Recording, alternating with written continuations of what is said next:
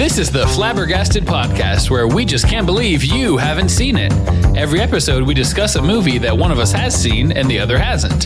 Follow us on Instagram at FlabberPod and subscribe in your podcast app of choice. I'm your host, Rogge. Let's get to it.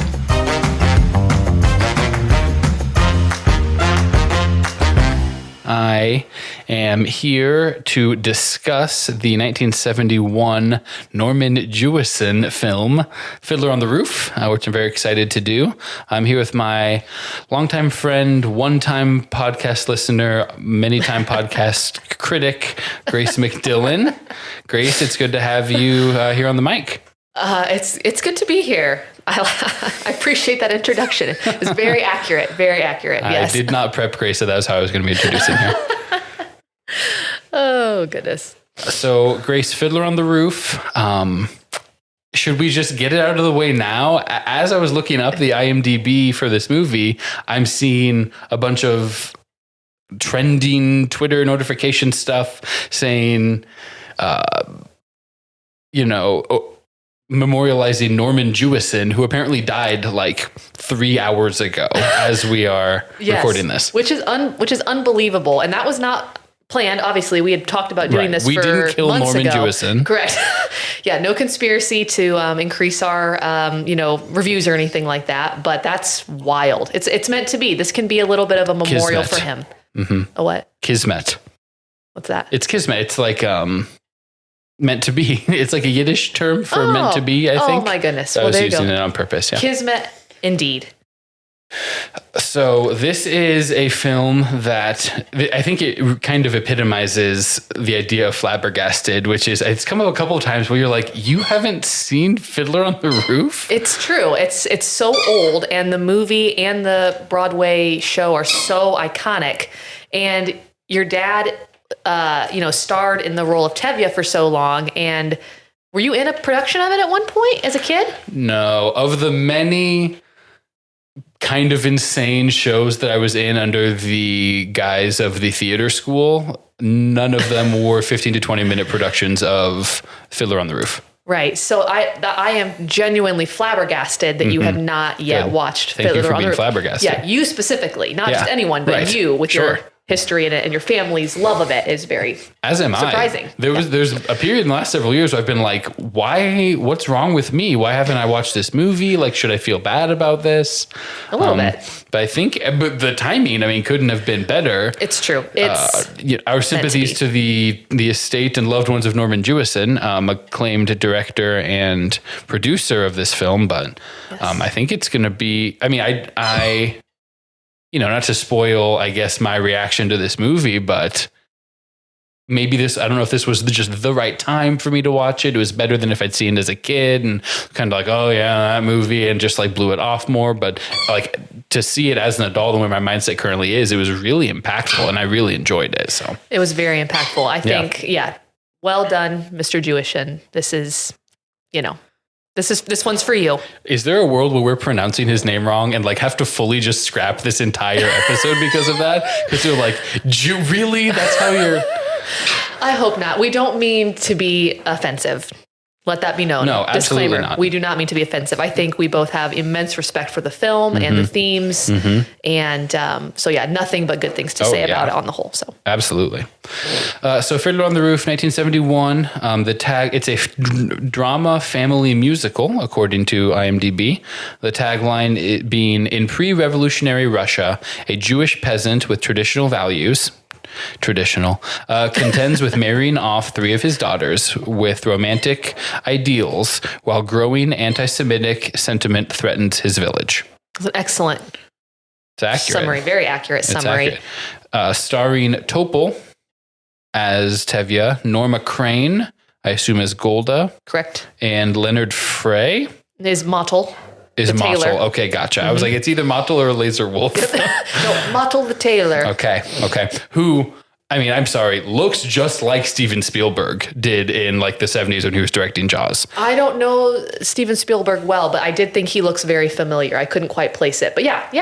That makes sense. I'm thinking of young Steven Spielberg, circa directing Jaws. I almost looked it up Yeah, here's a black and white picture of Steven Spielberg with long hair. Yeah, I see it for sure. Yeah, looks a lot like Model. Rachel makes fun of I think this guy looks like that guy, but so I appreciate the validation. Yeah, I can see it. So my first note is maybe my longest note, which is the very first shot is of a fiddler sitting on a roof. Mm-hmm. The very first line is a fiddler on a roof. Yep. And is fourth wall breaking, immediate fourth wall break. Yep.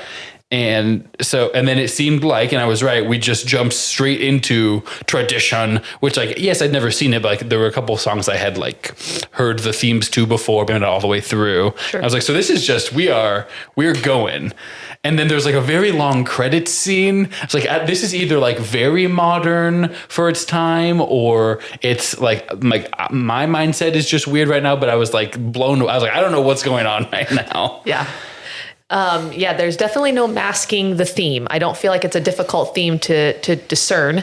Interesting. I don't know if I agree. Continue. Yeah. I mean, like you said, it just blasts off right away with a very, obvious song about tradition. And he even explains, in the song, without our traditions, we're as shaky as a fiddler on the roof. Yeah.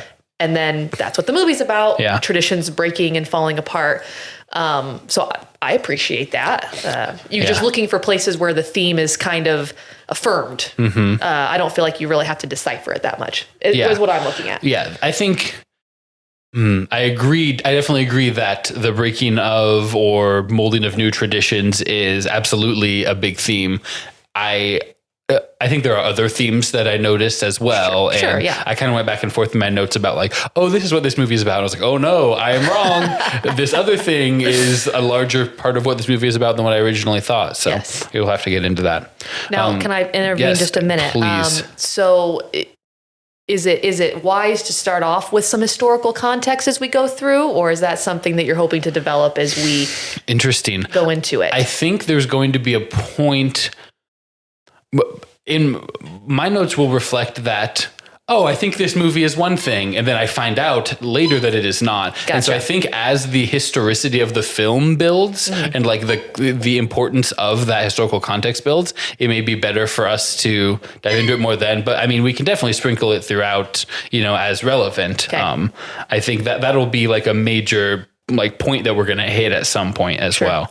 I do know I talked to my dad, who famously played Tevye on several occasions, including in high school and at the Indianapolis Repertory Theater, about this film yesterday. And he told me that he thinks that there's a lot of films where the transition from stage to film doesn't do it all justice. Sure. Sometimes it's better in that setting. And he thinks that the practical effects, effects is almost the wrong word. They made a whole village in Yugoslavia. Really? And it's at least set in a village that looks pretty time period accurate, and that he thinks that does this movie a great service in setting it so thoroughly in that scene. And I think I agree. The houses and the buildings and the general scenery is very engrossing and really helps you get into, okay, this is where we're at, and grounds the movie in a good way.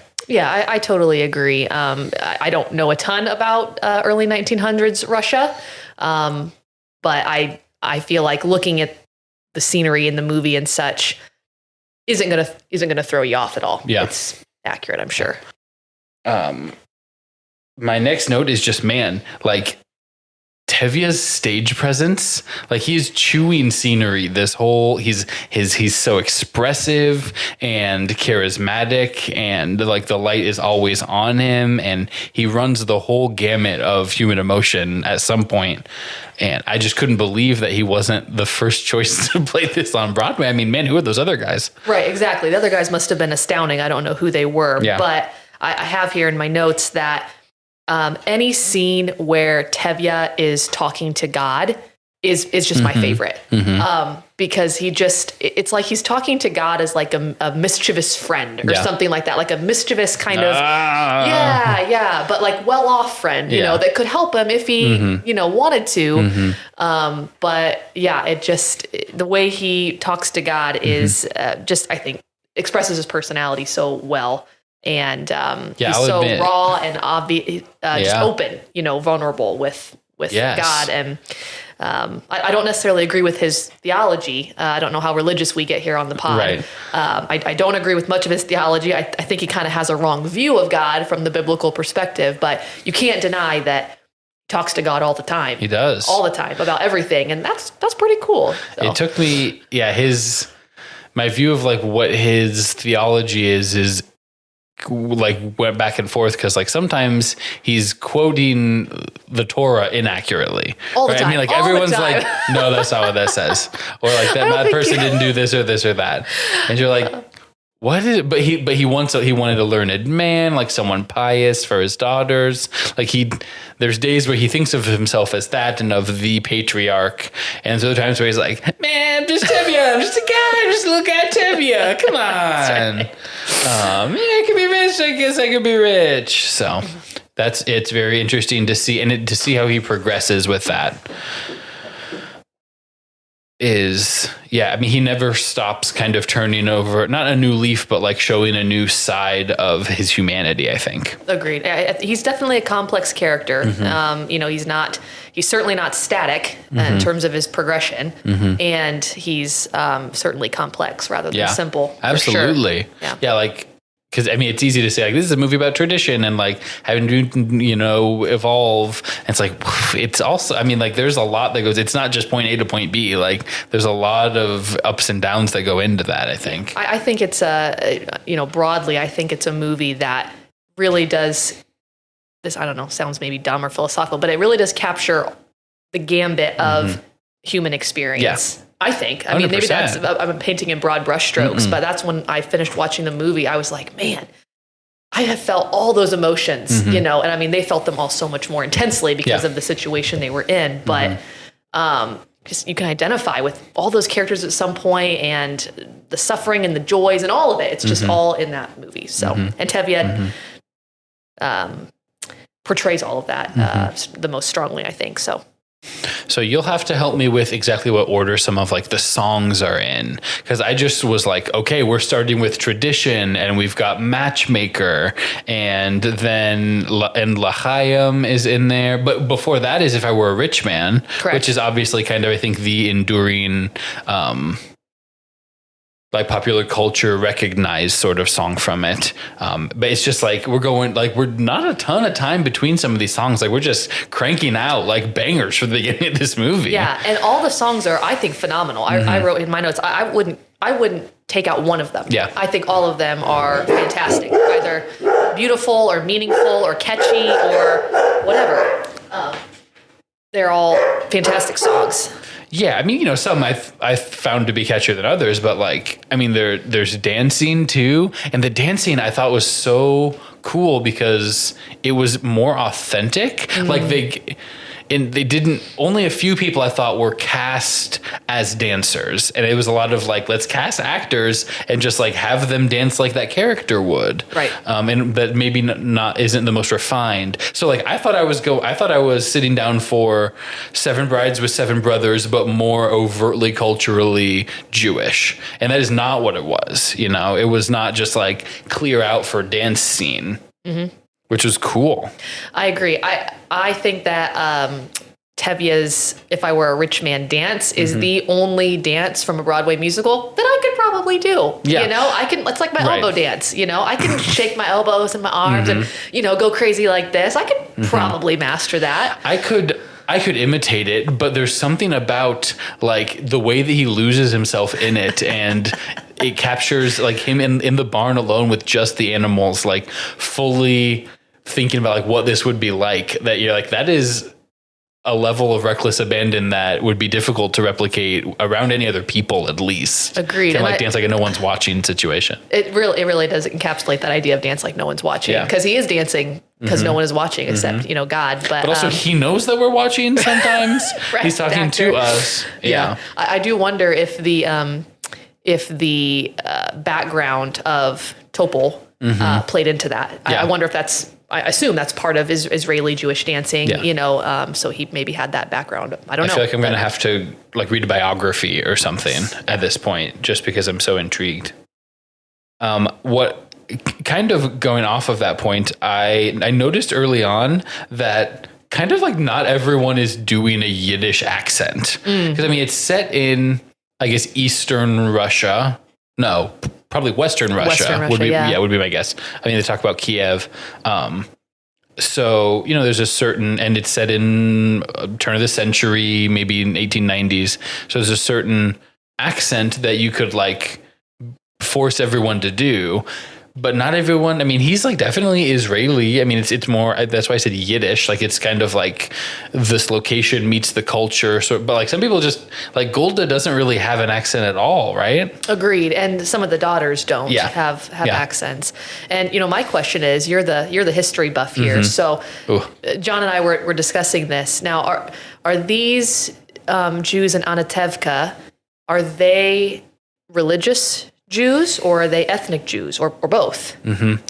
I mean, the Jewish diaspora is not a subject that like I feel incredibly confident that I know all the ins and outs of. I mean, once you get past like the time of Christ and, the fall of the temple in Jerusalem, I mean, like things really, like the Roman Empire, like is really, there's just some persecution, things are really getting spread out. So I think it's entirely possible. I mean, there was definitely a Jewish population in Eastern Europe at that time. So I think when you hear the statistics about, during like the 40s or into the 50s, like how many, like what, 4 million Jews that were killed in Russia at the USSR at that time. I think that's more ethnic. I think this is a time period where there's not really a distinction. Like you're not getting converts. Like there's not like Reform Judaism where it's like the more laid back, like fun kind of like that's not what it is. So I would assume it's all ethnic. Okay. I just wonder, if that plays into at the risk of sounding, unenlightened or like, by all means, call in and if you know more about this history than we do, dear listener, please let us know. But we're speculating together. We're certainly not being in good dogmatic faith here. Yes, absolutely not trying to be offensive. We're wondering together with our podcasting fans here. So I mean, like the third daughter, I don't know. I didn't get her name. Oh, Hava. She's a redhead. And Rich was like, is that like, does that, what's what I'm looking for? It did like, that's not, I don't think that would be super typical. Yeah. Like, I don't think Punnett squares would indicate that would be super common. Sure. But like, I don't think you get hung up on that really. Cause they just went for quality of actors and ability to emote and sing, I think, more than anything else. Agreed.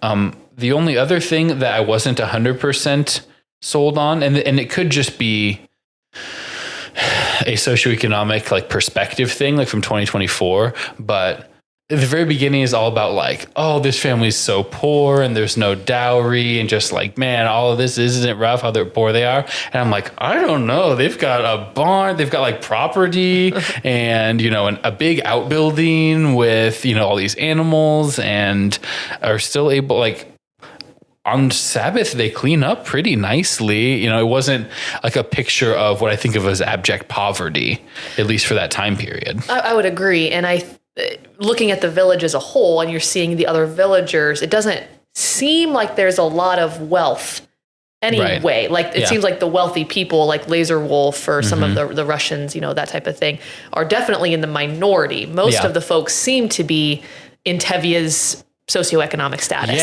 is my observation. I could be wrong, but that's what it seemed. When it started, I thought it was going to be like, hand to mouth, like we may not have food on the table all the time. I mean, I know he's poor and like he wants to be rich. Like that's kind of all I knew about it going to the movie because of the song If I Were a Rich Man. And so I was like, oh, this isn't like, he's fine. Like he's working class. And so I wonder if that's a perspective shift from like now when I think of like really poor, I'm thinking you're destitute, like homeless, unable to feed himself, like real, maybe health issues. Like he's got like, XYZ affliction at that time. But there's a little bit of a higher floor, and that could be a communal thing where like a family, as the Jewish community in that area wouldn't have let one family get to a certain point, or I'm not really sure, but I thought that was interesting. It's like, okay, by our standards today, I mean, that property would sell for, I'm just trying to think of like. Would sell for peanuts, but maybe then Tevye needed to learn contentment, but he certainly wasn't rolling in the dough or anything. No. But they threw a nice little wedding. They did, yeah. And I also noticed that, I think this is just Tevye's personality, but he was very generous. I mean, to invite Perchik in, didn't know him from Adam, shared milk with the homeless man, gave nice gifts to the bride and groom. I mean, so I feel like he and Goldie are very generous with the little that they did have. But I'm sure they were also very frugal, so they weren't just going to flippantly give things away. You couldn't be, Right. So, I didn't think about that perspective about poverty, but interesting. I do, just very quick aside, I like that he's nice to his horse. I'm not like a horse guy, but I do see horses in some movies as being like big dogs, personifications of large, like hardworking dogs.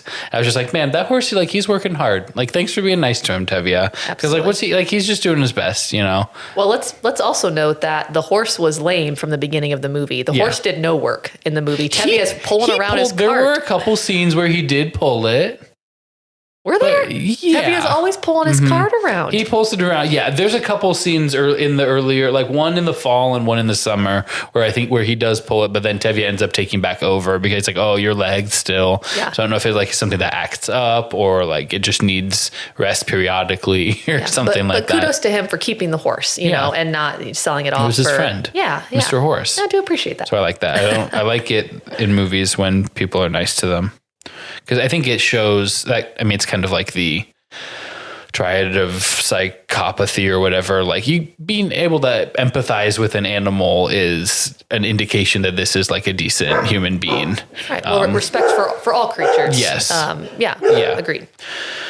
So you mentioned Perchik. We've mentioned Laser Wolf. We can kind of talk about the plot is sort of structured around these three daughters and what their marriage optionality is and the process that takes.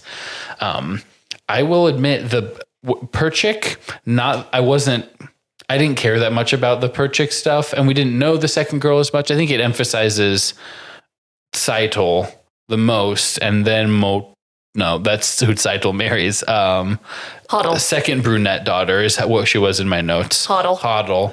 And then Hava, like it kind of goes in descending order. Are you very familiar with It's a Wonderful Life? I've seen it several times. Okay, you've seen it several times. Sure. There were parallels, not plot parallels, but I think they were sort of... there's parallels like I was drawing in my head to George Bailey and Tevye, where George in the movie is faced several times with decisions where he's like, this isn't what I want to happen, but I'm going to do it because I love these people and my family. It's going to make my life worse, and that's just going to kind of be the story of my life. He gives up his spot at college and his...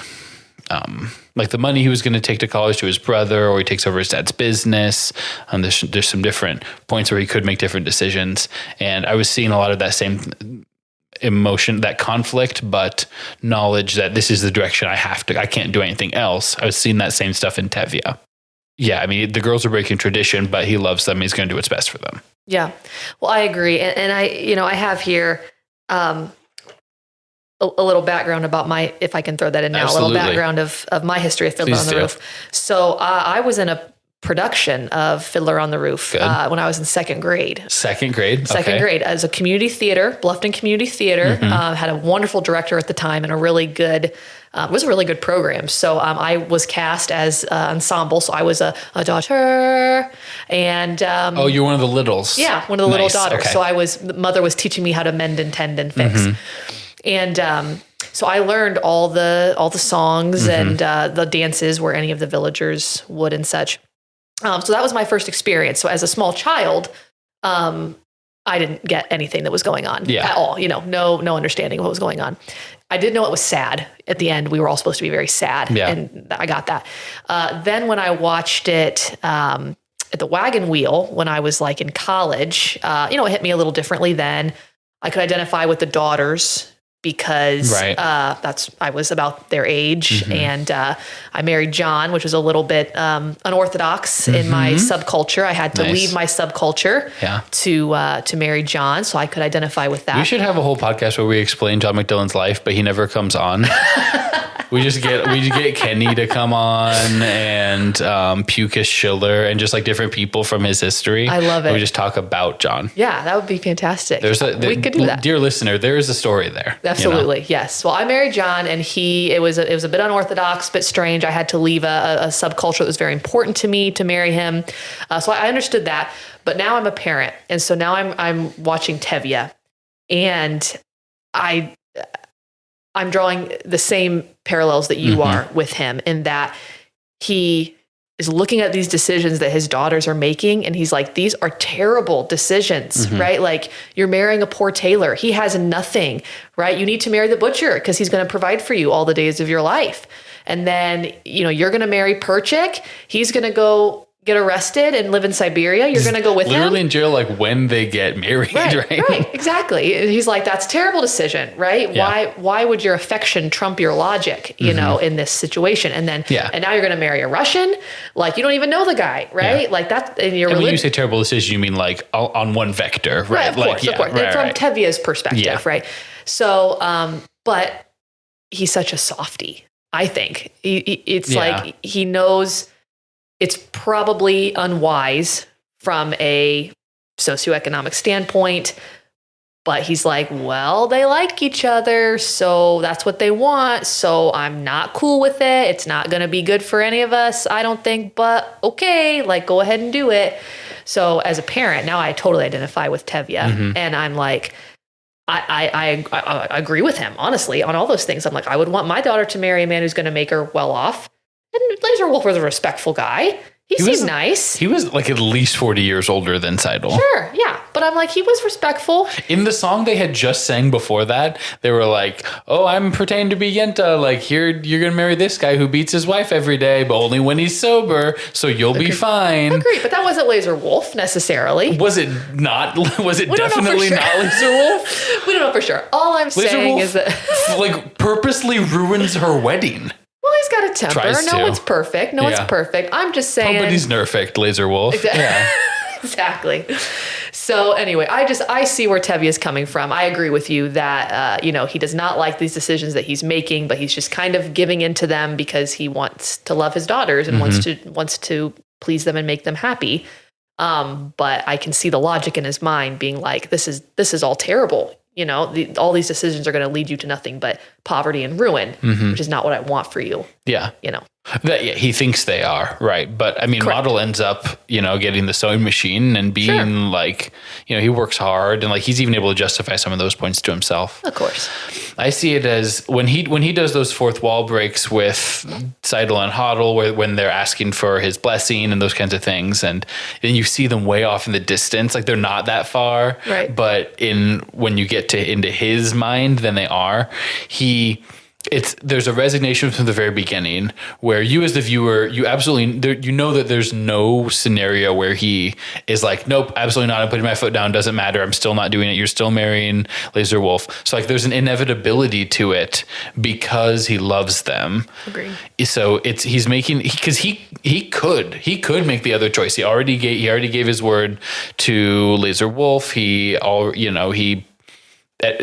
No one would have blamed him for refusing to allow her to be engaged to Perchik. And you see when he basically does that with Hava, like what the implications are. But it's almost difficult to put into words the extent to which, like I said, it's inevitable, but he's going to justify himself in that direction. But he knew from the beginning, he's like, okay, I'm going to do this. Like, what am I going to have to say? And what am I going to have to do? because even though it's not what's going to make me, like, it would make me happy. It would make him happier and wealthier if she did this other thing. Right. But that's not what it's about. It's about her joy. And I know that. And that's like, kind of going back to Topol, the actor, like that you can see all of that in his eyes and his expressions as he's doing that. Jimmy Stewart doing the same thing. It's a Wonderful Life, where he's like, he hears like his brother gets off the train and his new sister-in-law is like, oh yeah, this job that he's being offered out of town. And he like that he's realizing, you're seeing him realize in real time, okay, this is going to change my life and my plans drastically. And Tevye's doing the same thing. He's like, but you know, I love my brother more than anything, and I want his life to be good, you know? So right. That really, as someone who cries once a year and it's when he watches It's a Wonderful Life, like connecting back to that movie is like, really successfully brings me to the emotion of the film. Did you cry? At this? I did not. No, I did not. It would have been a shame. I cried. I did not. There's so many. I have so many notes that don't necessarily keep with talking about the themes. Like you get to, there's a whole who's on first, what's on second about a cow when he's at Laser Wolf's house. And I was like, what is like, there's that's out of a sitcom, or there's the dream lead up and then the whole dream song scene. Just hilarious. Where it's like, what? But the movie again ends with them being evicted from their town and sent to march on foot across Eastern Russia into implied and accurately implied more doom and despair. So like this isn't a comedy at all, right. But like there are these highly comedic moments and they play it for slapstick, and those actors are able to do a great job with the range going to that stuff too. But I'm like, they're so good at, why are they so good at it? Why are they so good at both parts of this? What I'm saying, gambit of human emotion, all the high highs, all the low lows, it's all in there. Mm-hmm. Well, he goes straight from them laughing about, oh, I thought you were talking about my cow, to like, oh, he wants to marry my daughter. Okay, well, this is very serious, actually. Like, and he goes straight into it. Right. That flip, that filmmaking of the pause on Laser Wolf's face and then his face is like, man, why are movies not like this anymore? Right. Yeah, it really is brilliant. I mean, I'm not a filmmaker. I wouldn't know where to start with that, but you can't help but appreciate that technique. Yeah. L'chaim, they're so happy during that whole song, and like they're sincerely happy. Like he doesn't know, he wasn't planning on screwing Laser Wolf over, but there's just so much. Yeah. Model, I wasn't sold on Model from the beginning, I'll tell you. He seemed a little weak in the chin, and he's always wearing his tailor. Agreed. It's like when you have a doctor in like a kid's cartoon and they're always wearing the stethoscope for some reason. You're like, doctors don't use stethoscopes that often, like in their daily life. So he's always got, what's that called? The measuring, is just a measuring tape? Yeah, just a measuring tape. The tailor tape or whatever. Yeah, I described him to John as his movements seemed to me to be like one of those big blow up floppy tall things at the car dealerships. Inflatable tube man. Yes. I was like, he's like flailing himself around like he doesn't have full control of all of his appendages. But you know, Zyda likes him, so that's fine. He was like a 17-year-old boy to me. Like he was just so skinny, right? And like not into manhood yet. And she likes him, but like all we knew was that she's like, okay, there's this boy and she likes him. So I'm supposed to be like, okay, well that means he's going to be the best. I'm like, he hasn't demonstrated that value to me yet. I need to know more about why Model is good. Yes. I mean, I know he is a very hard worker. He's good at his job. He promises, you know, she's not going to starve. I'm going to take good care of her. So I grew to respect Model as a person, but I don't know if I'd want to be best friends with him. You know, if he were really alive. Of anyone in the movie by the end, probably he is who I would have wanted to be best friends with. Well, Tevye. I don't want to hang out with Tevye. And I are in different generations, right? Tevye is older than me. Tevye is a little too old. Tevye's like Dan Ray. He also drinks heavily at a couple of points. That's true. Well, nobody's perfect. Right. I'm just going with Model's got his eyes set on, you know, a machine and like kind of new and modern ideas. Honestly, Perchik and I have a lot in common in terms of our like political and sociological like outlook on the world. Really? I think so. Huh. I mean, when he's standing up and basically, I mean, against the impending fascist regimes. Sure. he was right about everything. He was like, this is going to happen. And it 100% did. Like, he knew what was going on. He did say, however, that marriage is everything's political. Yeah, he says, including marriage. Right. So he's what fanatical. I am now, but like when you're a freshman in college still. Like, I get that. That's right. He hadn't aged into like being more mature about like the dialogue that goes along with that. That was him flirting with her, was saying marriage, everything's a political proposition, including affection or whatever.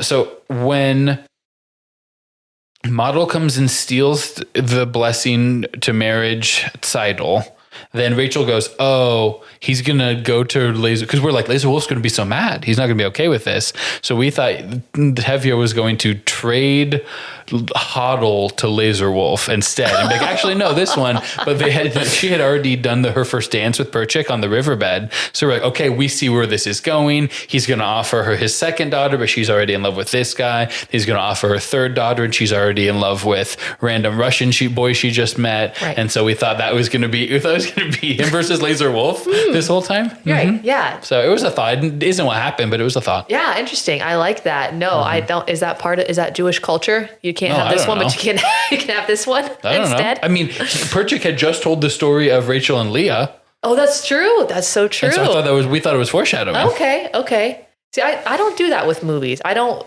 think that far ahead usually. I don't do predictions usually. I just like to sit in the moment of the movie and let it see where it will take me. Especially when I'm taking notes, I do sometimes make those predictions. Sure. Yeah, because why not? Yeah, I never thought of that. Yeah, that would be an interesting plot twist. So we went straight from that to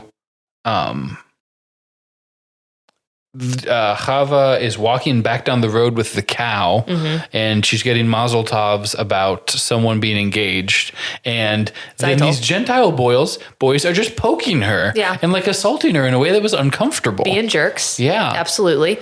And then nice Russian guy, Fedka comes and defends her, which I appreciated, Yeah, and was very respectful, offered her a book to read, knew that she was I wanted a educated. title. I wanted to know what book it was. Yeah. But yeah, knew that she loved to read. So obviously he'd kind of been observing her a little bit. So protected her, offered her something that she enjoyed, didn't push himself on her. Followed her down the road. I mean, flirted, but wasn't like uncomfortably assaulting her like the other four were doing. I mean, yeah. He was persistent. It was almost gaslighting, because like it could have been like, hey, go and bug her, and then I'm going to white knight and come in and kick you guys out. Like, yeah, I'm not saying that is what happened, but it could have been. It could have been. And he proceeded to pursue her. Yeah. Yes. He kind of forced the book into her hands, and then she was like, no, I'm not allowed to talk to you. You're a Russian boy, or like one of the, you're not Jewish and stuff. So at first I thought he was kind of ugly the very first time he was on screen. I warmed up to him a little bit. Yeah. I mean, I felt he was homely. Yeah. Not the best looking guy. Yeah. By the end, I thought it was better than his character. Like, okay, Hava, his beautiful inside makes his beautiful outside. Yeah. We talked about the dreams, which was brilliant, deceitful, but brilliant. Yeah.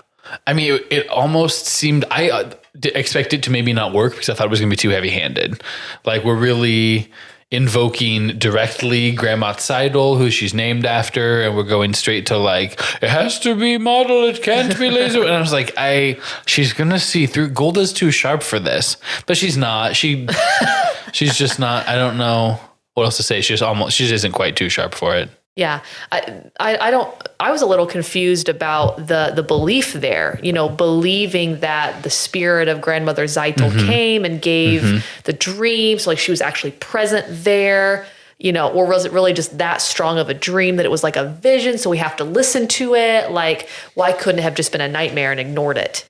Right. What's the mindset or belief system that would make her act on that? That probably goes back to your like, how religiously consistent is this family? Because I mean, at a certain point, any,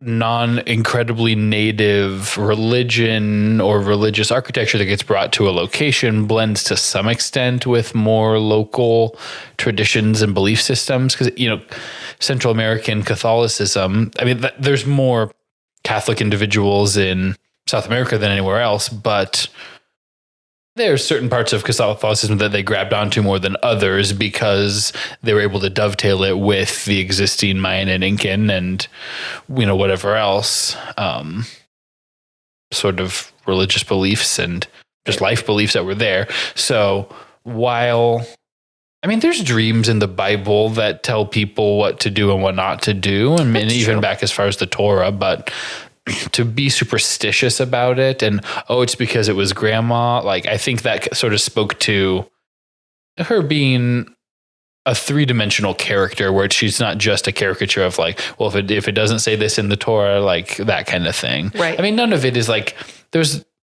matchmaking, that's, I think in the good book in super Old Testament places, but then everything's got to modernize a little bit. Right. There's both religious and cultural elements here at play, obviously. As in everyone's life. Yes. Yeah. But Tevye obviously knew what he was doing because it worked like a charm. Nailed it. Worked so well. Oh. But it was so movie. It wasn't just him voiceovering the whole thing. It was her. She was also seeing the dream that he was seeing, which doesn't make any sense in like an extremely practical standpoint, but it's just like, it's fine. Right. Like she gets to experience this dream with you. Right. Which is really interesting. They go to a wedding. But they're layering in some. There's going to be, people are going to come stir. You guys are stirring up trouble. I'm going to have to, crack the whip. We're layering that in. I'm kind of ignoring it. I think it's just like to remind me the time period. I'm still focused on the girls and like Tevye slowly modernizing and becoming more progressive in his views about romance and marriage. Right. But then they do come and bust up the wedding. First, Reb Laser busts up the wedding. Right. And then Perchik busts up the wedding. Big time. With dancing. Yep. And then the Pogrom comes and busts up the wedding. Right. There's a lot going on. Yes. It's not the ideal wedding, except that Motel and Zeidel got to be married. But beyond that, it was going great for a while. Yeah. And even when the men and the women started dancing together, once it happened, once the rabbi joined in, everyone was on board, for the most part. It was a joyous occasion. But I was so sad when they started stabbing the blankets and stuff. That was probably a couple years worth of wages that Tevye and Golda spent on that. Yeah. Oh yeah. It was incredibly sad. And then, you think all the things, the china and the candlesticks and windows. All of that, it was just, that they didn't waste any of that. All of those things were so valuable to them. They immediately started picking all of it up. Right. To see what could be salvaged. Yeah. And you just, you don't set knickknacks around your house just to have them. Like all of those things are meaningful things. So it was heartbreaking. Yeah. So I kept forgetting about that, but that will soon change how much I was forgetting about all of that stuff. So it's at this point that I was like, okay, so this movie is about human things happen while also big bad geopolitical things are happening, but both sets of events can impact people's lives, and it turned out that's not what it was. Even worse than that was what it was about. Unfortunately, I thought the same thing as Tevye when Hodel and Perchik go to him and say, okay, we're getting married, we would like your blessing. Even before Tevye said it, I was like, so this is just what everyone does now? You come in, you get there to be dancing at one wedding, and you're like, all right, this is now everyone just gets engaged, and I propose, and then we tell the dad. So even I thought that was a little presumptuous of Perchik. Agreed. Perchik is probably my least favorite character of all of the characters. Presumptuous is a good word. I think he just is... Well, he's very radical. He's very dogmatic. I think describing him as a freshman in college is well said. But he's just, I don't feel that he's respectful. I think that he is blasting all of these traditions out of the water. And to an extent, progression is good. It's good to think about what's the meaning behind rituals and traditions and all those types of things. But there's no respect in just blasting traditions out of the water. When so many people in the village are so tied to them, it just seems very disrespectful to me.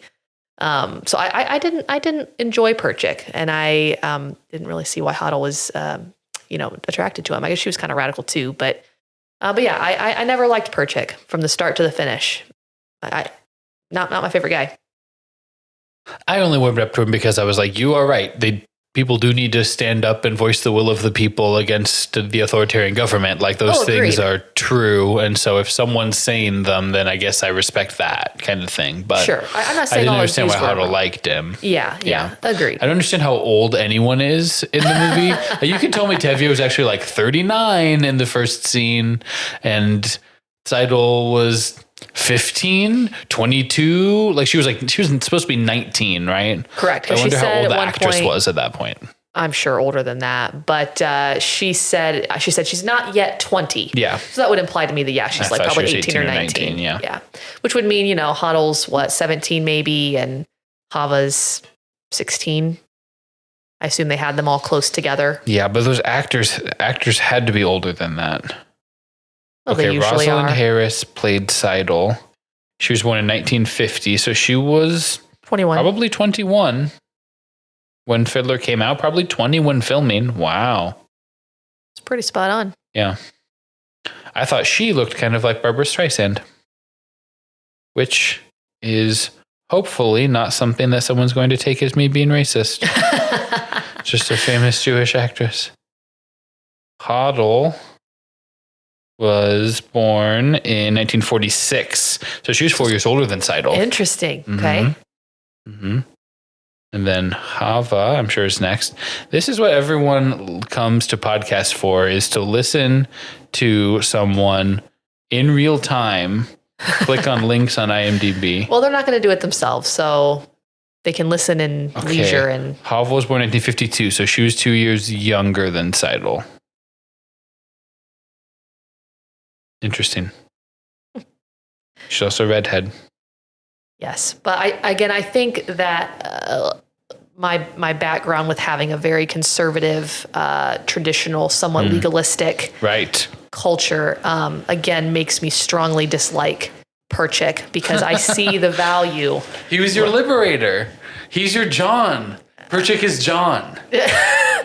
Don't say that. Don't say that. I do not like Perchik. Yeah, but it's true. I do not like Perchik. There still needs to be respect for people and the things that they value. Is John Fedka? John's not model. No, John's too manly to be model. That's not why John's not model. John can sew. John could be a tailor. He's sewed curtains and stuff. You're deliberately missing the point. Yeah, no, I'm not a fan of Perchik. I think he throws things into disarray that don't need to be thrown into disarray. I totally agree. Fight the Russian power, totally fine. But to just blast tradition out of the water when it doesn't need to be blasted is, I just think, a little hasty. I think it's bold. Mm-hmm. I think that we haven't talked at all about the fact that this movie takes place over like the course of 9 months.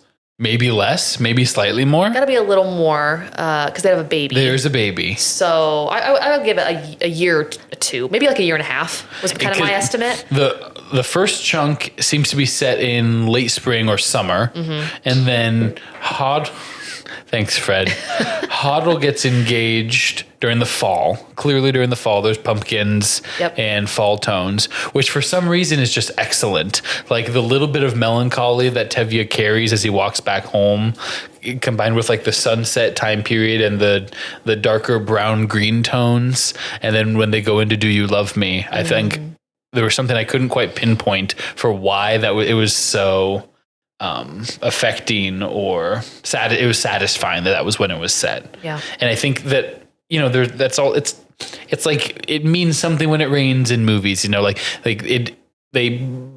filmmakers purposely set scenes or acts of films during certain times of year. And you can just tell it's just getting worse. Like things are just going to continue to get like their lives are just going to get worse. Right. So my thought would be it ends in the winter. Right. So my thought would be like if it starts in spring, summer, we're looking at not what next winter, but the following winter would be my thought. So I'm looking at like a year and a half time span. I don't know if it's spring because that baby is little by the time they leave on a Tevka. So it could be. Yeah, it could be. It could be. It's they conceive right after getting married. That's true. No birth control, probably. Probably not much lambskin. I don't know if they used like natural, homeopathic things, that could have like been. She's taking colloidal silver and ginger root to prevent her from being as fertile as possible at that time. There are fertility herbs, so why not anti-fertility herbs? Mm-hmm. Sure. The baby's small enough that unless, they waited for months and months before getting pregnant, which just doesn't seem culturally. No, they're pretty excited to get married, so I don't see that that's a possibility. The baby could have been a couple months old, but anyway, it doesn't matter all that That's much. true. It could be a couple months old. I'm not very good at how old babies are. I do think that, just to kind of put a bow on the anti-fascist stuff, I do think that I was like, okay, this movie came out in 1971, like kind of maybe not quite the height of the Cold War, but like maybe around it, arguably maybe the height, and they're just not pulling any punches about like the dictatorial authoritarian fascist regime and how it oppressed. Thank you, George. Good boys. And how it oppresses various people groups. And I was just impressed by that. I mean, it was filmed in Yugoslavia. Like that's Eastern Europe. I mean, Southeastern Europe, but it just gave me more respect for the filmmakers, really, to be like, this is part of our message, is that this happens to people and it's bad, right? And it doesn't have to be much more than that, because that's true, right? Well, the Broadway show, I believe, was written, I think I read in 1964. Wow. So I'm assuming there's going to be some anti-Russian sentiment at that time as well. Oh, I mean, yeah, with those that's space also race Cold and all that War. type of thing. Yeah, that's Cuban Missile Crisis, right. And like. So I never considered that perhaps the musical itself was written with a little bit of anti-Russian agenda in there. Obviously, more historical than that. I mean, but that's 20, not even 20 years after the formation of Israel as a state, right? And so I don't know enough about what was going on in the international politics. Thank you, George. In terms of like the Jewish community at the time, to know if there's another allegory that they're trying to connect to concurrent events or happenings. But I was impressed that they didn't pull punches kind of in that regard. Agreed. Can we take a quick side note here? And please. Again, I'm asking the history buff. This is a genuine question. Oof. So I read a little bit about, some historical context things, turn of the century.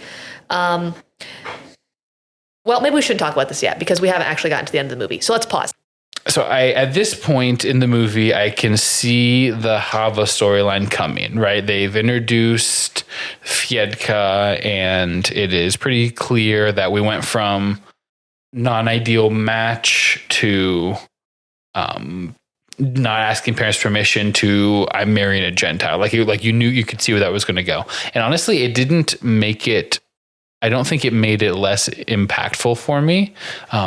Even though I could see it coming, because it was just such a good third beat in like the Tevye arc. And I was surprised that he played it as hard. He did not soften on it. I mean, like the tiniest bit at the very end, right. But he really, he had a lot of opportunities to, at least, shake someone's hand or whatever. And he really never did. Right. So like, even for one of the relatively progressive individuals in this village, like it was a bridge too far for him. Right. Agreed. I mean, and that's where the tradition, I mean, it really hits home. Yeah.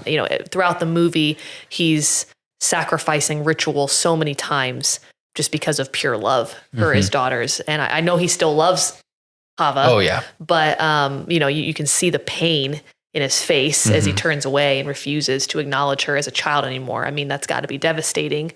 But in the end, in that case, tradition trumps the love. Painful. And then that almost makes you circle back around and be like, wow, look at what he overcame for the older two. Like he was, it makes you realize retroactively that it did pain him even more than what it sort of showed at the time, I think. Well, and I wondered many times, what are the other kids in the village doing right now? Is Tevye the only one who's dealing with this shift in thinking of I want to marry someone because I like them versus I want to marry them because it's a good, profitable match. It kind of seemed like Tevye was going at this alone, and people were shocked that he had broken a disagreement. And And I'm like, well, if this was a kind of cultural shift, then I'm surely, the neighbor's kids are kind of thinking along the same things. So yeah, Perchik's got to have influence, or like people like him who are talking about this stuff in more than one family, you would think. Right. So I wish that Tevye had just had a friend that he could have, Yeah, he never really has another dad that he goes to with stuff. Right. Just interesting. Not Golda. He's not going to her either. I mean, like, oh, what do you think? Let's kind of kick things back and forth. Right. Not the dynamic of their relationship. That is not the dynamic of their relationship. Also, not for nothing, they successfully got me with there's been an arrival at Model and Seidel's house. And I was like, oh, obviously it's a baby. And they get there and it's a sewing machine. I was like, and everyone was excited to see the sewing machine. I was like, I'm not crazy, right? Like I was supposed to think it was a baby, and then there was a baby. Yes. So it really was just a bit. There was just a bit at that point in the movie that I was not expecting. Which was hilarious. Yeah. Absolutely. Yep. Yeah. But there's also a baby too. He just come a few months earlier. Right. And I was like, now I know, I don't totally understand what the joke is anymore. Right. But okay, whatever.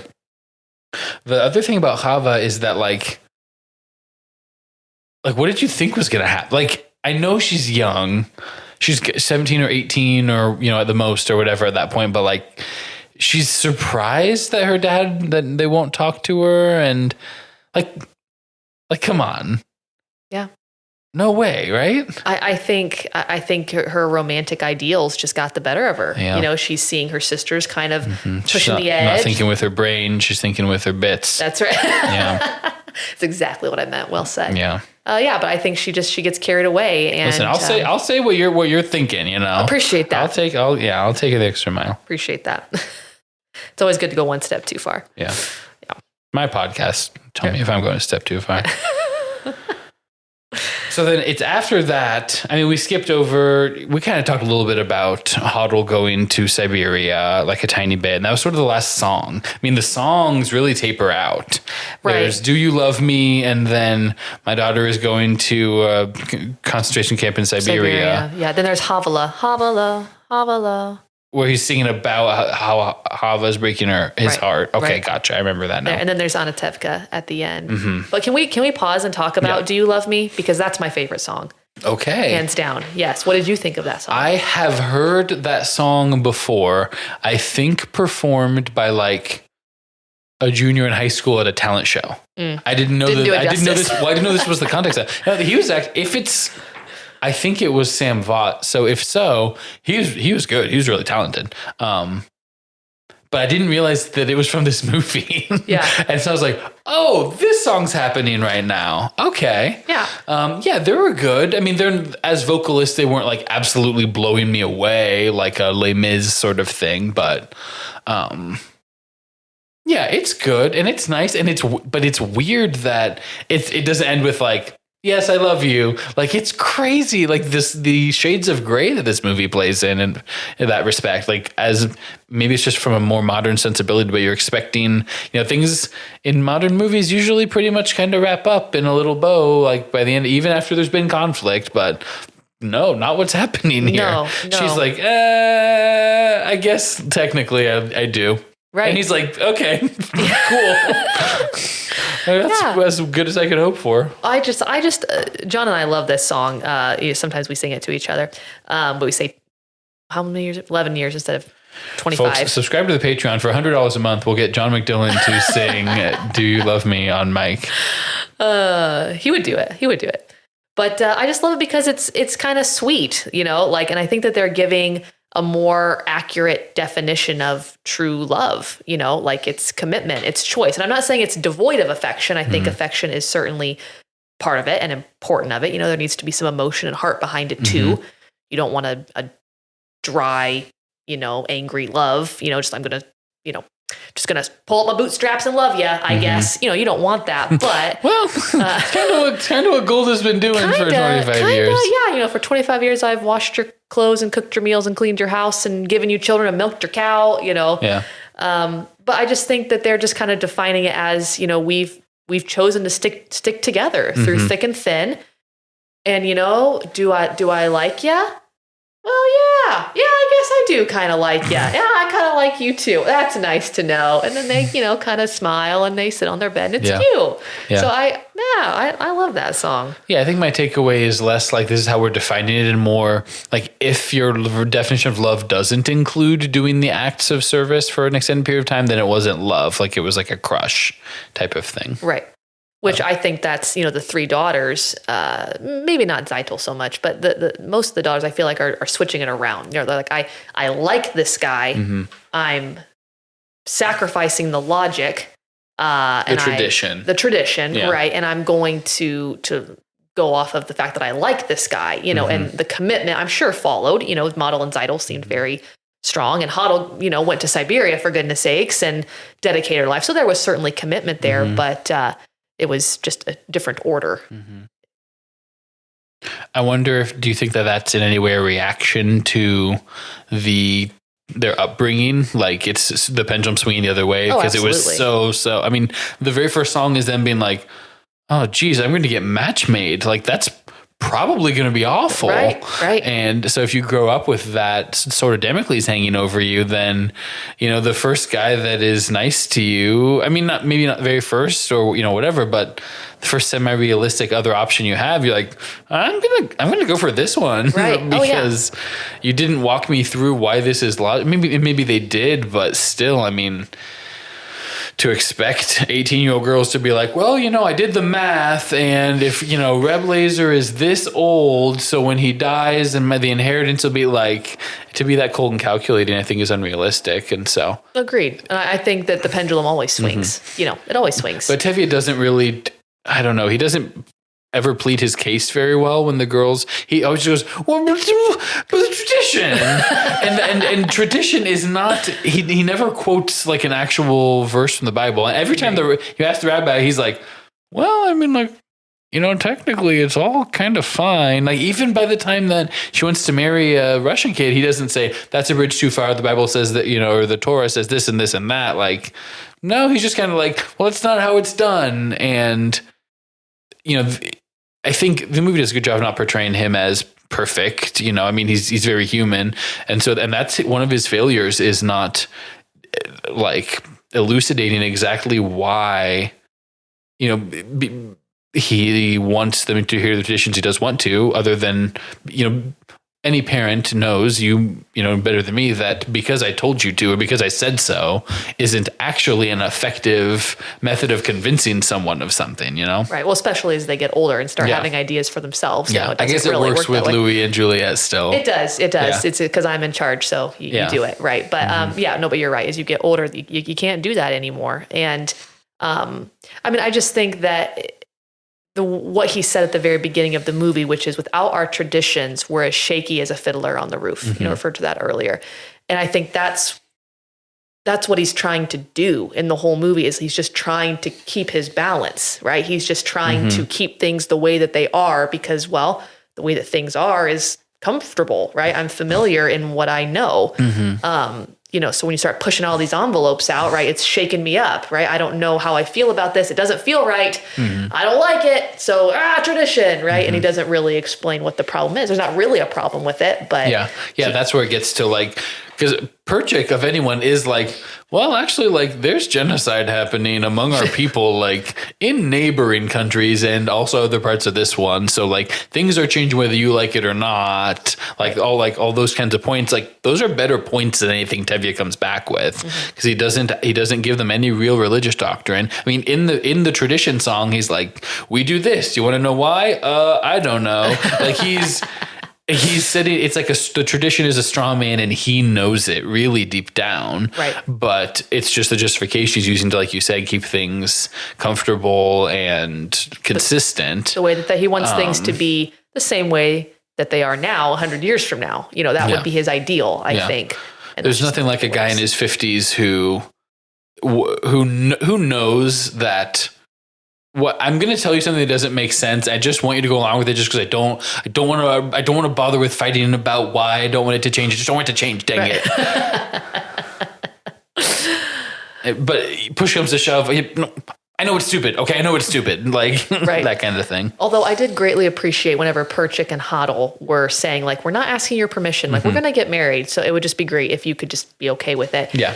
When he's on the other hand, on one of those hands, he says, maybe they have a bigger matchmaker than Yenta, right? Yeah. And he points skyward. So I appreciate in his deliberations that Tevye is able to start thinking outside the box a little bit, right? Like there's maybe bigger things going on here than our little Anatevka traditions. Yeah. So I don't feel like he's totally stagnant. Right. Totally stuck. Obviously he's willing to bend a lot. Yeah. But I agree. He's not very loquacious, not very verbose. But he's also so loquacious and verbose. He's not, you know what I mean? Like in other contexts. He doesn't wax eloquent about his beliefs. He's not. I'm not waxing eloquent right now. He's not. Yeah, he doesn't. He doesn't do a good job of like logically walking through. He doesn't try to. Right. He doesn't see the value in convincing. He sees the value in obedience without understanding or agreement, kind of thing. I'm the papa. That's the way it's done. You listen to me. Yeah. Well, and like you said, with bigger matchmaker than Yenta, from the very beginning of the movie, we're like, oh, Yenta's a joke. Like Yenta's not good at doing what Yenta's doing, isn't providing a real service of any kind. She's stealing food. She's complaining and doing the exact thing she's complaining about constantly. Her very last line of the movie, I think, is when she's like, we suffer in silence, of course. And she's been anything but silent. And she's just like openly like annoyed. Like that's what she's supposed to be. Right. And so he's like, yeah, I guess Yenta does actually kind of suck. So we can just like, it's you know what, it's fine. Let's not, beat around the bush, kind of thing. Because he knows better than we do that Yenta's more of a joke than anything else. So does Yenta put people together, or do the fathers put people together? Is Yenta like the suggestion and the papas are like, yes? Yenta's the pimp. She's the pimp. Yeah, that's what Yenta is. People come to Yenta and are like, hey, I want a wife. And she's like, okay, do you have your eye on anyone? And they say who it is. And she's like, I'll go talk to the mom or what, like. Right. But she's like the go-between, I guess. Yeah. And I don't know. But the papas get to confirm or choose ultimately. Yeah. They could say, no, Yenta, that's a dumb choice. I'm going to strike a deal with this guy over here. So I think I guess the value that she provides in this interaction is by creating a messenger buffer to any extent, so that if there's an offer that's unlikely to be met gracefully, then they can still see each other in polite company going forward without it being like always super awkward, like it was when he had a handshake deal with Reb Laser. I would assume. Other than that, I don't know what. Right. Yenta's definitely not like, well, let's both take personality tests. I'm going to match you up with. I'm going to sit down with both of them separately and see if they'd be compatible. Like she's just trying to help the people. I guess she makes her money because people curry favor with her so that she'll put them with good husband. Like that's got to be about it. Right. She's mostly seems to be using her position just to survive, get things. I think. Yeah. Right. Well, because she's a widow, right? Yes. I think so. So we're getting to the end here. I do have a thing. When Tevye was pretending to not hear Hava and the boy, when he's wrapping up that's like maybe his best acting. Like he's absolutely killing it there at the end. Yeah. Just his what do you mean? Like his pain or his. Yeah, you can just see the extent to which he wants to respond, but just the inner conflict, but he's pretending to be so focused on this other task.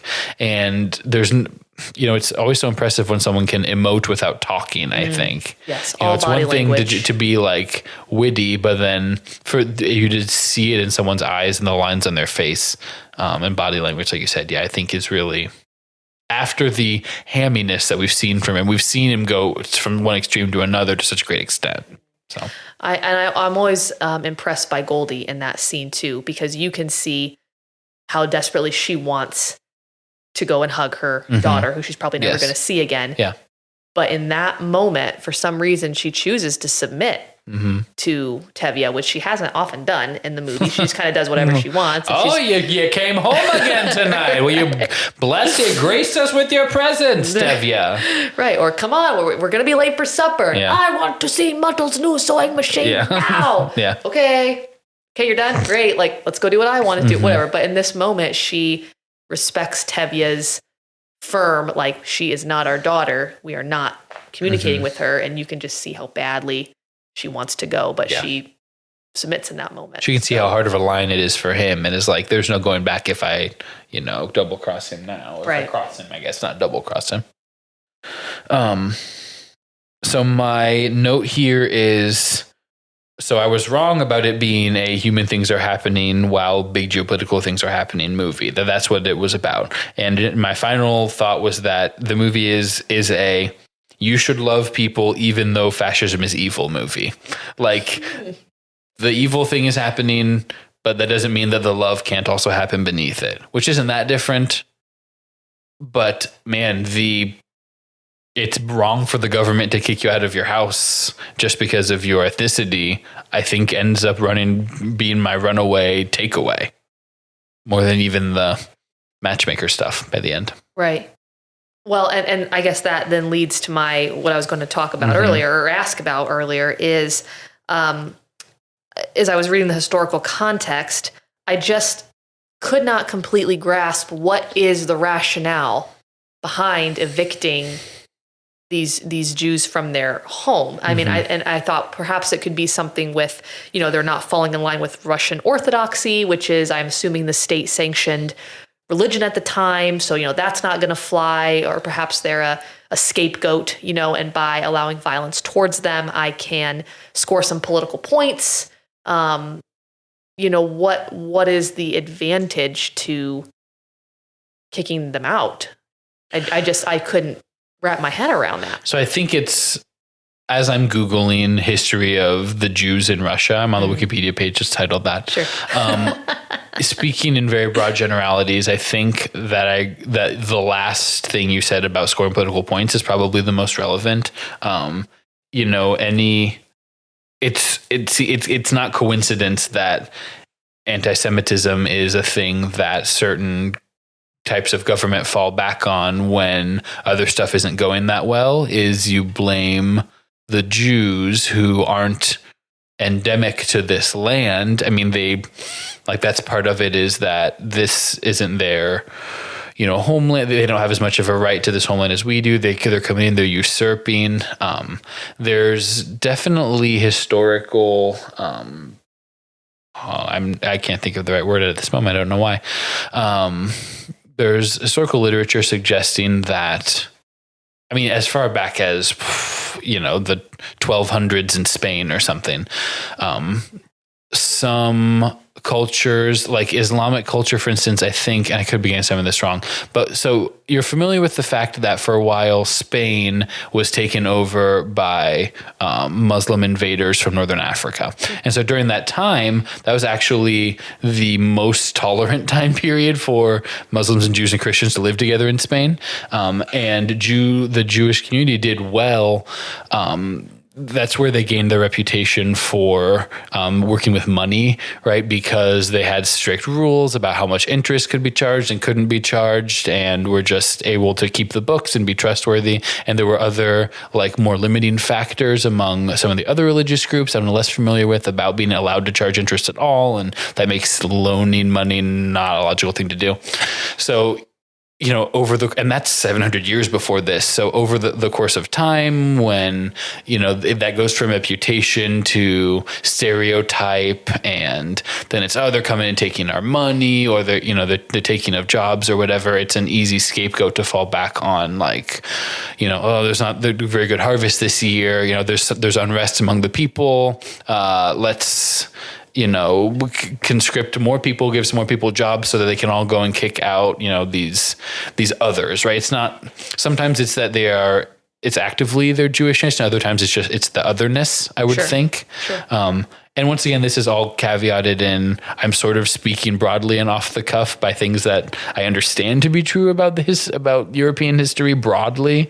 And if anyone has expertise on this subject, I'm extremely open to learning more about that. But again, we're wondering together here. We're discussing together. Attempting to surmise these things in as good of faith as I would hope you would presume us to be acting under.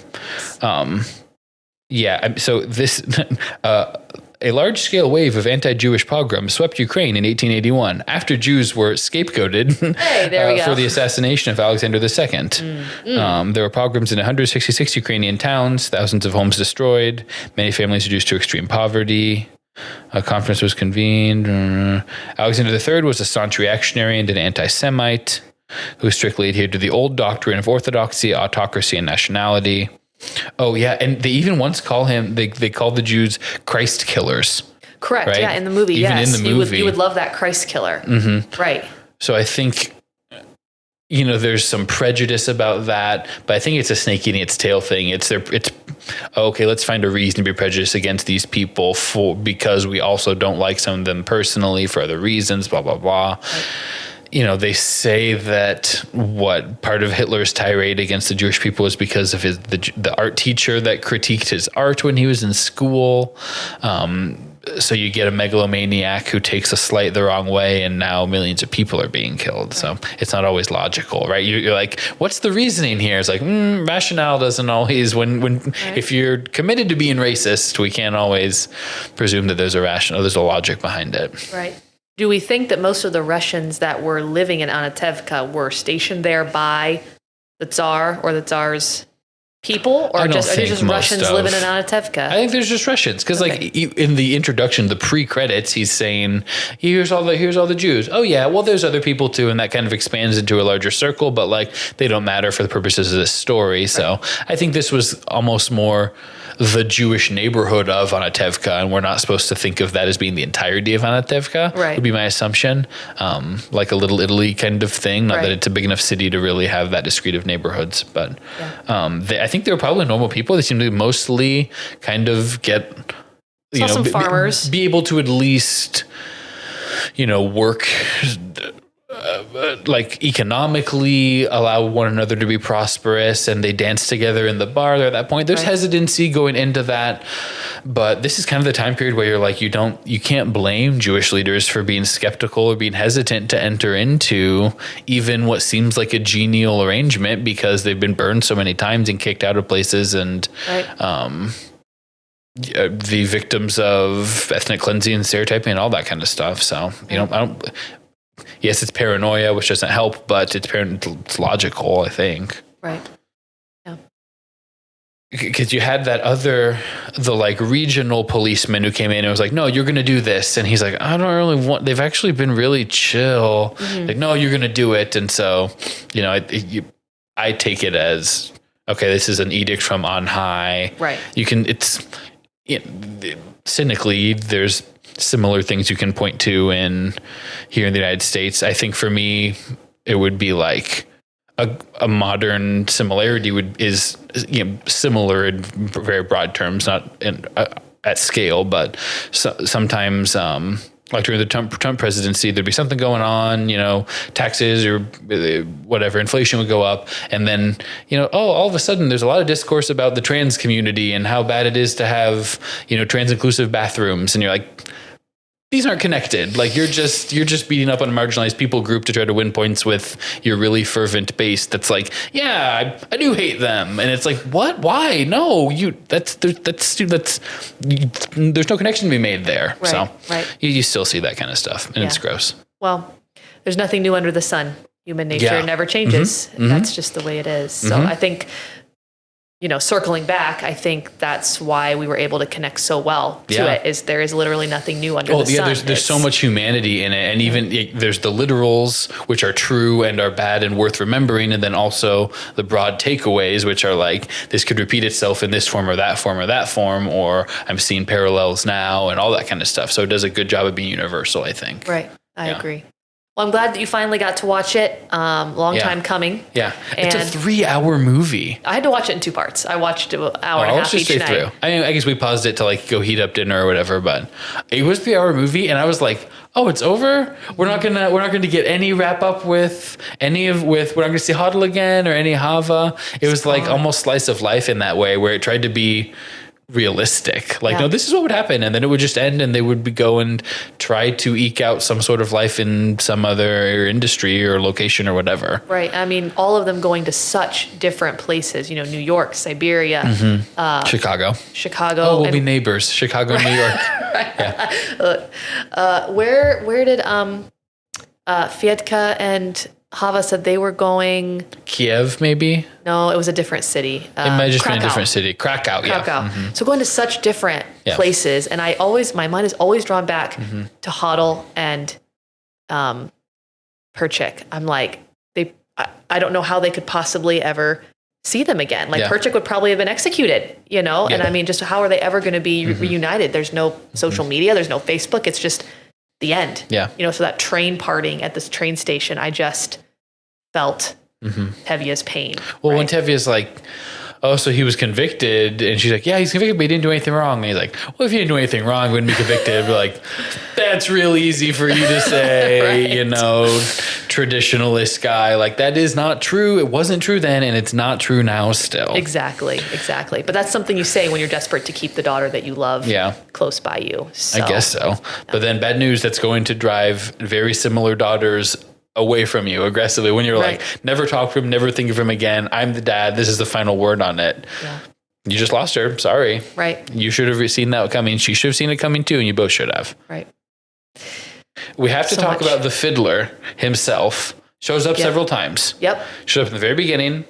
Shows up when he's drunk, walking home after Laser Wolf. I'm sorry to all my listeners for not saying the name Laser Wolf enough. It's pronounced that way. It is. And it's spelled Lazar. Yeah. A-R Wolf. With 2 F's, right? No, just one. Is it just the one? Yeah. I had 2 F's in my notes. Okay, gotcha.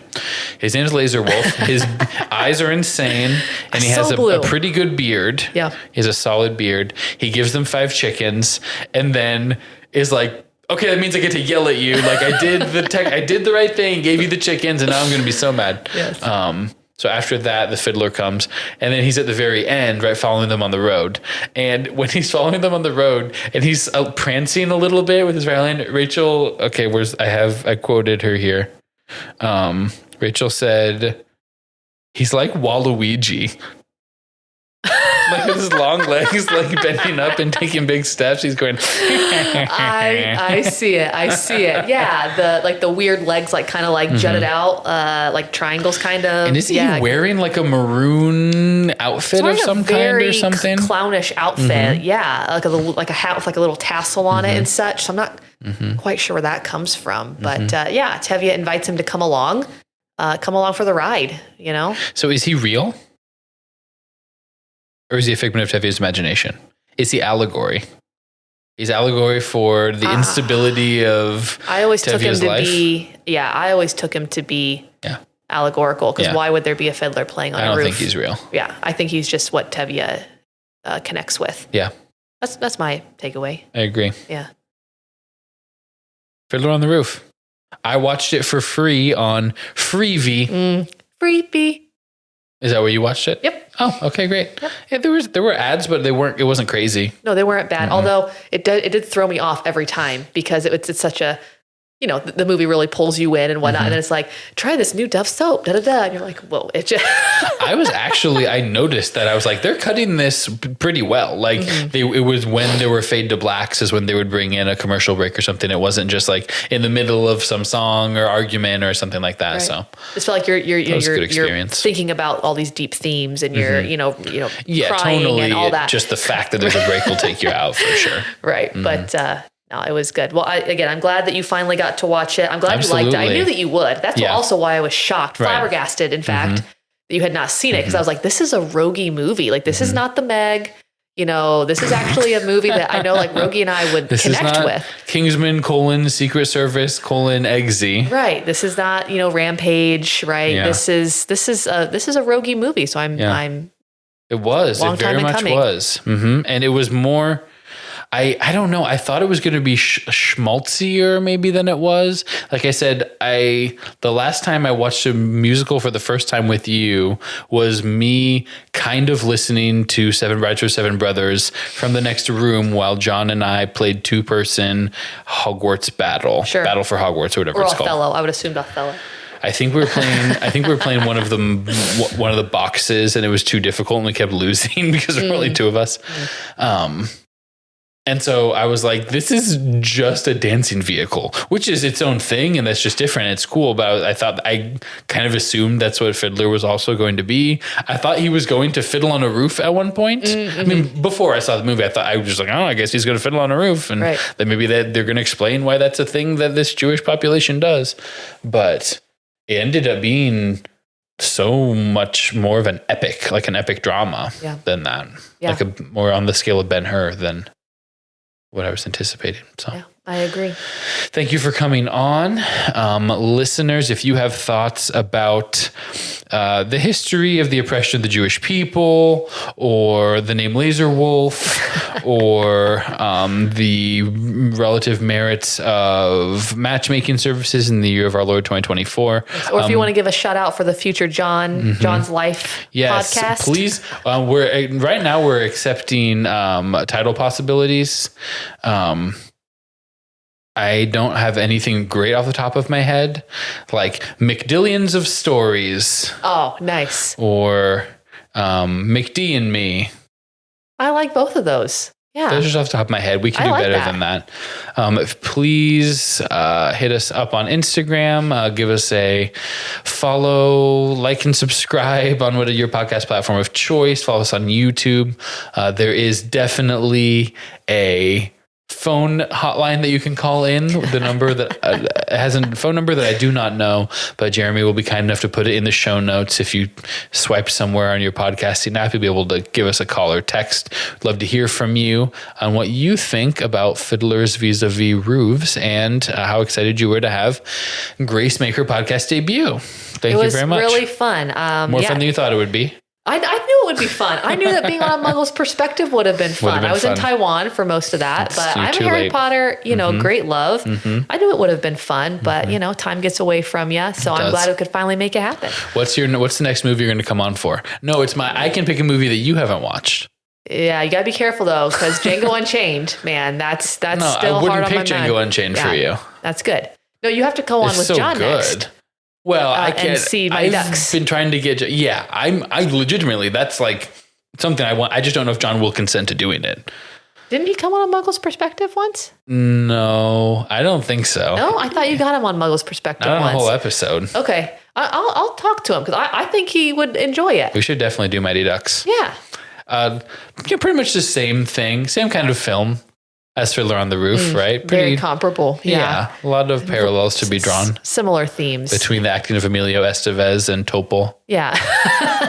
Nominated for a similar number of Academy Awards, I think. Yeah. I think we might stretch it trying to draw comparisons between the two, but you can certainly try. Yes. But yeah, you got to think of a movie. To draw comparisons between things. You've seen a lot more movies than I have, I'm sure. So I don't think that'll be hard for you to think of a movie. A lot of movies I haven't seen too. I don't know. Yeah. I've got my list of favorite films. So we'll find something you haven't seen. You haven't seen Remember the Titans, right? That'd be perfect. How dare you Princess Bride? Me. Have you seen Princess Bride? How dare you? What if we did Napoleon Dynamite? You haven't seen Napoleon Dynamite. Watched it on Thursday in the Embassy Theater, and it was amazing. I haven't seen it in like 20 years, probably. Amazing. Well, thank you, listener, and we will see you again next time. Bye.